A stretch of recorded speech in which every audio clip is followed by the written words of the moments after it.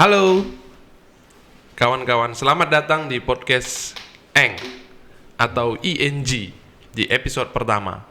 Ini adalah podcast yang diproduksi oleh ING. ING sendiri adalah sebuah perkumpulan yang berbasis di kota Medan yang bergerak di bidang atau isu pemilu dan pemerintahan. Nah, di podcast ini kita akan berbicara untuk episode pertama mengenai apa sih itu ENG, kemudian apa tujuannya, visinya, mengapa didirikan. Nah, lembaga ini atau perkumpulan ini didirikan oleh Ibu Evi Novida Ginting Manik yang ada di sebelah kiri saya. Apa kabar, Bu? Alhamdulillah sehat. Beliau tentu nggak asing lagi. Ya, beliau adalah Komisioner KPU RI periode 2017 dan 2022. Sebelumnya juga menjadi Komisioner KPU Provinsi Sumatera Utara. Sebelumnya lagi Komisioner KPU Kota Medan. Kurang lebih 17 tahun ya, Bu, berkiprah di 19 KPU. tahun. 19 tahun, Tepatnya, waduh. gitu ya. Ya. Bahkan 19 tahun itu lebih dari setengah usia saya. Ya. Ya. Ya, jadi Cukup lama ya, Fred. makanya dan saat ini sudah kembali ke kampus ya, Bu. Sudah kembali, alhamdulillah. Back to sudah diselesaikan. Business. Ya, mungkin kita tanya-tanya dulu nih, Bu, terkait dengan perkumpulan ini. Mungkin sebelum ke sana kita ingin dengar gimana sih, Bu, rasanya bekerja sebagai praktisi di dunia politik, terutama di pemilu ini selama bertahun-tahun. Mungkin Ibu bisa ceritakan pengalaman-pengalaman menarik yang selama ini banyak orang nggak tahu. Bagaimana sih kiprah seorang Ibu Evi Novida Ginting Manik? Ya, tentu saya banyak mendapatkan pengalaman ya, terutama ketika saya masuk di KPU kan di tahun 2003 ya. 2003 pada masa itu pertama sekali akan dibentuk KPU di daerah ya, di provinsi dan di kabupaten kota. Maka KPU RI itu melakukan rekrutmen ya untuk mencari dan membentuk KPU di daerah yang independen. Nah, jadi ini tentunya perguruan tinggi ya, terus berbagai teman-teman dari NGO, juga dari jurnalis gitu ya, dan itu diajak untuk mengikuti seleksi. Nah, oleh karena itu kita juga didorong ya dari kampus untuk bisa terlibat, maka saya ikut mengikutilah seleksi tersebut dan akhirnya terus menekuninya gitu ya, menjalaninya, dan di dalam proses saya belajar juga ya, dalam proses belajar dan bekerja itu saya mendapatkan pengalaman-pengalaman yang sangat berharga ya, bagaimana mengelola, kemudian mengkoordinasikan, mengendalikan, dan tentu saja ini mengendalikan pengalaman saya kan bertingkat ya, dari Medan, provinsi, dan RI gitu ya.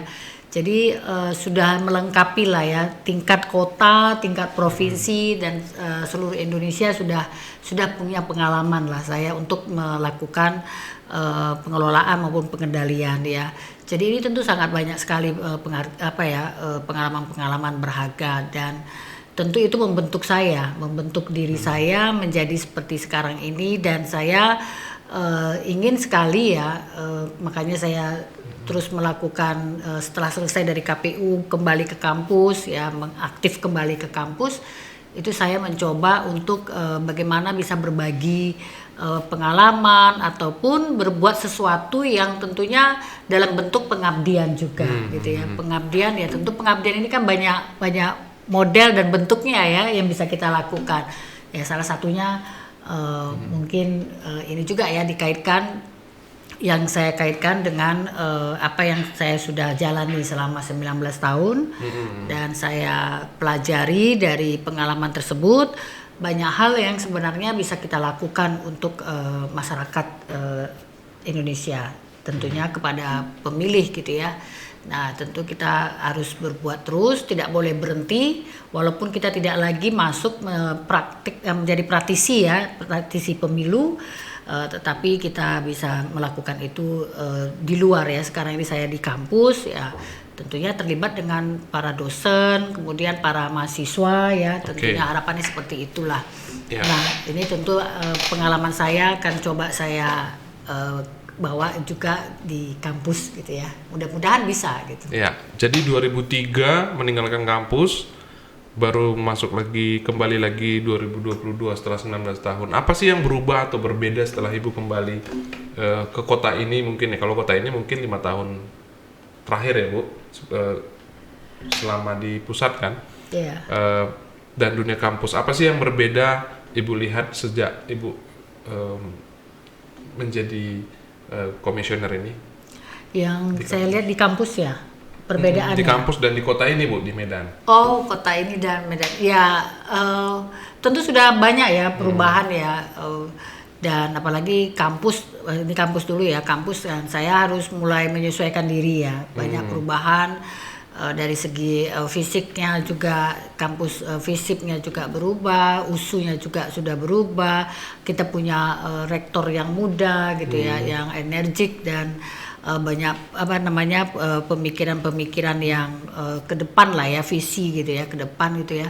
Dan itu tentu harus kita bantu juga untuk mengisi ya sebagai staf pengajar. Saya masuk ke dalam, tapi kan saya perlu mengalami satu penyesuaian ya, karena ini lingkungan kerja yang berbeda dengan di KPU ya selama ini ya. Jadi saya harus bisa juga menjadi dosen yang mandiri gitu ya. Walaupun saya terbantu juga lah ya, karena orientasi kembali terhadap situasi kampus itu sangat dibantu oleh prodi gitu ya, ada dekan dan sebagainya. Jadi memang harus saya lihat banyak perubahan, karena sekarang dosen tidak hanya mengajar, tapi dia juga harus memiliki kinerja yang terukur gitu ya, terukur, dan semuanya ini tentunya teradministrasi. Nah itu yang mungkin agak baru ya, yang saya rasakan gitu ya. Okay. Berbeda ketika saya meninggalkan. Nah kalau Kota Medan ya saya lihat sih sudah mulai ada penataan, tetapi saya masih melihat tempat-tempat yang saya masih ingat gitu ya, yang saya rindukan gitu ya, itu masih bisa saya ketahui lah ya, saya datangi dan saya capai. Yang paling sulit itu kan saya harus beradaptasi misalnya dengan kehidupan Kota Medan yang juga agak berbeda ya dengan selama ini 5 tahun ya, tapi kan 5 tahun nggak terlalu lama. Saya masih bisa menyesuaikan diri. Yang Kota Medan yang saya rindukan, makanannya semua tentu membuat saya agak bertambah berat badannya. Ya, jadi Ibu setelah kembali memutuskan untuk mendirikan ING ini. Iya. Nah, sebenarnya apa sih yang melatar belakangi untuk menginisiasi pembentukan ING ini, Bu? Ya, itu tadi yang tadi saya sampaikan di awal, bagaimana ketika saya mendapatkan banyak sekali pelajaran ya, pengalaman gitu ya, dan berbagai pemikiran-pemikiran saya juga yang mungkin belum yang selama ketika saya menjadi di KPU ya, menjadi praktisi pemilunya itu tidak bisa saya lakukan karena ada keterbatasan ya. Dan sekarang ini saya mencoba untuk menjangkau. Kalau kemarin saya di dalam sistem yang ada gitu ya, itu kan sudah terstruktur gitu ya, semuanya sudah secara sistematis dan semua diatur dalam peraturan-peraturan yang saya itu akan menjalani itu gitu ya, menjalani itu, walaupun kita terus mencoba mencari inovasi, tapi ada satu hal yang membuat saya terus gelisah gitu ya. Bagaimana ketika pemilu sudah dirancang dengan baik, diatur dengan peraturan yang baik, kemudian diselenggarakan dengan penyelenggara yang juga baik gitu ya. Tetapi kemudian hasil pemilu ini juga harusnya memiliki satu kualitas yang semakin baik. Nah, itu bisa dilihat misalnya saya melihatnya dari pemilihnya gitu ya. Saya berharap juga bagaimana kualitas pemilu itu semakin baik dengan besarnya peran perempuan juga di dalamnya. Perempuan di dalamnya, dan perempuan juga bisa memiliki peran yang lebih besar ya, bukan hanya dari segi kuantitas tetapi dari segi kualitas. Tapi yang saya menjadi perhatian kita itu adalah satu, perempuan, bagaimana kita bisa meningkatkan literasi ya, literasi politiknya perempuan, pengetahuan perempuan tentang pemilu gitu ya, tentang partai politik dan lain sebagainya. Nah, itu sangat penting. Kemudian juga kepada mahasiswa ya, ataupun orang-orang muda yang kalau sekarang disebut milenial gitu ya. Bagaimana mereka juga bisa memiliki ruang dan waktu yang bisa berbicara tentang politik gitu. Itulah kenapa podcast ini juga kita siapkan agar mahasiswa juga bisa ikut dalam kegiatan ini untuk bicara tentang politik, tentang pemilu. Nah, tetapi tentunya harus memiliki juga arah ya dan tujuan yang tentunya dipersiapkan dengan baik gitu. Baik ya, jadi ING itu adalah kalau dalam di secara teoritik gitu ya, ini ada di ranah intermediar ya, menghubungkan negara dan warga gitu ya. Dan tujuannya salah satunya adalah atau visinya gitu ya, untuk berkontribusi menciptakan pemilu yang lebih berkualitas. Karena kita percaya bahwa pemerintah yang baik lahir dari pemilu yang berkualitas. Dan ING ini juga, atau ENG kita sebutnya ya Bu, juga akan fokus pada segmen-segmen yang selama ini kita anggap masih tidak terlalu melek dengan politik. Karena tidak mendapat perhatian. Dan tidak mendapat perhatian. Seperti tadi udah disampaikan kurang perhatian Ibu, ya. Mungkin itu yang perlu kita tingkatkan. dari kalangan perempuan, milenial, mahasiswa. Jadi nggak cuma domainnya yang laki-laki, yang dewasa dan nggak kolonial juga ya Bu. Yang nggak milenial lah gitu. Jadi bagaimanapun masa depan negara ini ada di tangan milenial ya Bu. Dan juga sudah pasti. Apa yang kita kerjakan sekarang itu kan untuk masa depan, untuk mempersiapkan masa depan. Ya. Oke, pertanyaan berikutnya Bu. Jadi kenapa harus podcast yang kita jadikan medium untuk menyampaikan aspirasi kita? Karena saya melihat begini ya, sekarang ini kan saya lihat ya pembicaraan tentang ataupun diskusi-diskusi tentang politik gitu ya, itu kan di Sumatera Utara kelihatannya sangat kurang ya. Jadi saya ingin memberikan media yang bisa dimanfaatkan oleh dosen-dosen muda, oleh mahasiswa gitu ya, oleh siapa saja teman-teman yang tentunya berusia muda. Saya juga masih muda sih sebenarnya gitu ya, tapi yang lebih muda lagi untuk bicara tentang politik, tentang pemilu gitu ya, terkhusus pemilu karena ini kan tahun 2023 dan 2024 adalah masa tahapan pemilu ya, sedang berlangsung. Jadi saya ingin sekali bagaimana publik gitu ya, teman-teman semua, anak-anak milenial gitu ya, mahasiswa itu lebih sering bicara tentang politik, tentang pemilu gitu ya. Jadi supaya pembicaraan tentang pemilu maupun politik ini sesuatu hal yang biasa saja gitu ya. Jangan kan banyak ya di warung-warung gitu kan pembicaraan selalu pasti bicara politik ya kalau di Sumatera Utara gitu ya. Tetapi bagaimana kita bisa membawanya ke ruang publik gitu ya, untuk menjadi satu diskusi, satu pembicaraan yang biasa juga dianggap sesuatu hal yang tidak menakutkan, tidak tabu, tidak menjadi satu hal yang tidak benar gitu ya.